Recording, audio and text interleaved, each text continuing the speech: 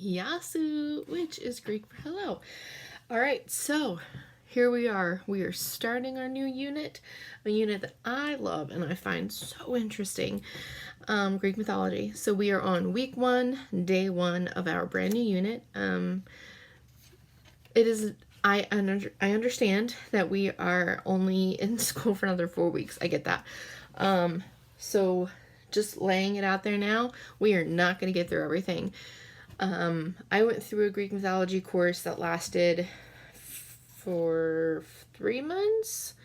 Still didn't finish. Still didn't get to everything. It's fine. We're not going to. We're probably not even going to finish the book. But I will have the entire book posted on Google Classroom. So if you guys really are as interested in it as I am, you can go back and you can continue to read it. I was able to find an abridged version of the book we're going to read. So we are going to read the Odyssey. The original book is about 400 pages. We're not going to read that copy. That's too much. We are going to read an abridged version that a teacher posted on to Teachers Pay Teachers. It's about 54 pages, much more doable, still long, but much better than 400 pages. So we are going to start that next week. We are not going to delve very deeply into each book. That's what they call chapters in the Odyssey. There are books. So book 1, book 2. It's confusing, but we're going to do our best. So you will find that there is a brain pop posted, and the brain pop, the brain pop starts with the big three of the big three gods, which is Zeus, Poseidon, and Hades. Greek mythology starts long before those three, but it's very, very confusing, and I tried to find a YouTube video to break it down so it's not as confusing, but as I was watching them, I was getting confused, because in the Greek mythological realm, the world started out as really just like this black abyss, and there was a god and a goddess, and the goddess had 3 children, she just had them. She didn't have to do anything. She just had 3 kids. But then you kind of start seeing some things that aren't as acceptable in modern day society. There was incest, there was polygamy, everyone was cheating on everybody because the rules were not as strict as they are now. So we're not going back that far, because I got really confused because somebody's mom was also somebody's wife, but then their kids were also, it was just a mess, and I'm not going to go there. So we're going to start with the big 3. And I just hope that in the end this all interests you as much as it interests me. I love it. I still find it really confusing at times, but I think it's a cool bit of knowledge to have under your belt.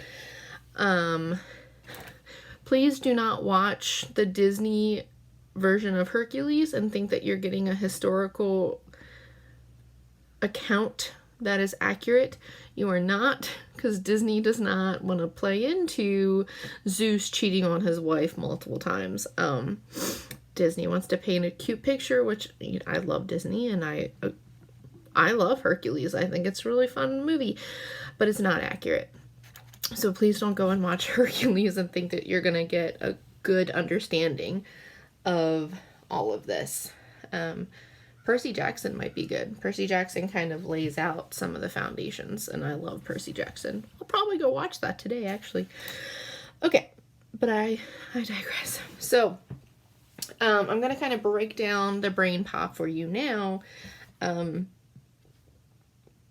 So when you watch it, I hope you kind of have a better understanding of it. So they talk about, like I said, the big 3. There's Zeus. He is it's Zeus, Poseidon, and Hades. They are brothers. And they kind of divvied up the territories. So Zeus was given control of the heavens, Poseidon was given control of the seas, and Hades was given control of the underworld. They were not three fun-loving brothers. They quarreled a lot. There was a lot of power situation and ego. Hades wasn't too pleased about being given the job of the underworld, but so they fought a lot. So there was also, so where they lived, other than Hades and Poseidon, was Mount Olympus. Mount Olympus is essentially the home of the gods. There were 12 major gods that lived in Mount Olympus. There were tons of other gods and goddesses, but these were the bigger players that you've probably heard of in passing or whatever. So obviously there's Zeus. Zeus was married to Hera, but they didn't really get along. Hera didn't really like Zeus because Zeus kept cheating on her with a lot of other goddesses and human women. So then there was Apollo. Apollo was the god of medicine, music, and the sun. And I keep looking down because I have a cheat sheet because I don't have all of this memorized. I need it written down. Artemis, who is Apollo's sister, she is the goddess of the hunt.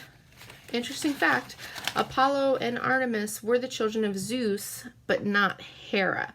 He cheated on Hera with a mortal woman named Leto, and then they had Apollo and Artemis. There was Aphrodite. She's the goddess of love. She was married to Hephaestus, who was the god of metalworking. However, she was in love with the god Eris, who was the god of war. I know, it's like a soap opera, which I think Tim says. There's Demeter, who is Zeus's sister and the goddess of grain and the harvest. Athena, the goddess of justice and learning. Interesting fact, again, she was actually born fully grown and she came out of Zeus's head.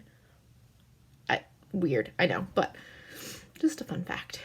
And then there was Hermes. Hermes was another son of Zeus. He was the messenger of the gods. Like I said, there were other gods that controlled other aspects of life, but the ones that I just mentioned were like the big players, which I'm sure you've heard of some of the names. If you watched Hercules or Percy Jackson, you've probably heard of some of these. And then the next thing I want to talk about quickly, we're going to probably go further into this later, is the word epic. Now, when I say epic, I'm not like, oh, this is epic. No, this epic is it comes from the Greek word epos, which means work, narrative, or song. And an epic is just a long poem that tells of the adventures of a real or legendary hero. So some examples could be Gilgamesh. I've never seen or read that, but that's an example. So a lot of Greek stories can be considered epics, which is why the Odyssey is so long. The Odyssey is an epic of our main character, Odysseus. We'll get into Odysseus. Okay, so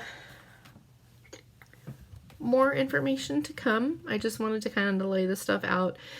I will be posting, along with this video and the note sheet and the brain pop, I will be posting just a quick, I guess you could call exit ticket, except you're not exiting anywhere. A quick assignment that kind of lets me know that you did do the reading. And, well, not the reading. I mean, you can look through it and you can read the worksheet I gave you. But, oh, I did forget something.